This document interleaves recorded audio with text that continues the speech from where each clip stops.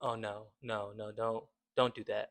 I know, bad news. But don't worry, this can all be easily explained with a little bit of science. Baking powder and baking soda essentially serve the same purpose in baked goods.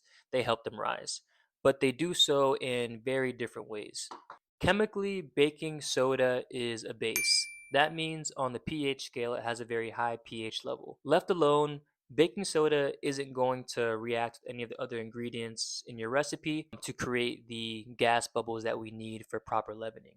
Unless one of those other ingredients is an acid, say buttermilk or lemon juice.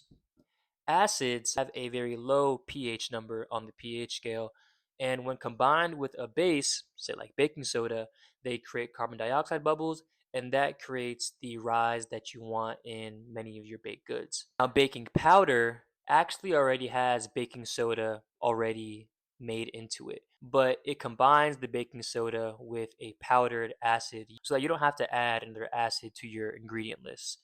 Baking powder already has baking soda in it. Why can't we just use them interchangeably? So if you substitute baking powder for a recipe that calls for baking soda, then you run the risk of adding too much acid. Baking powder already has acid in it.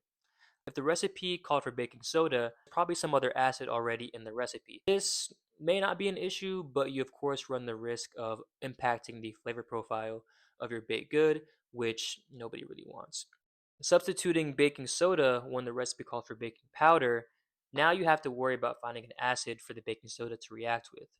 You can find something, lemon juice, buttermilk, there are many possibilities, but maybe your recipe just doesn't call for that, and maybe it impacts the overall texture and flavor of the baked good in the end. In a pinch, there are many substitution recipes you can find online, but really just buy both, guys.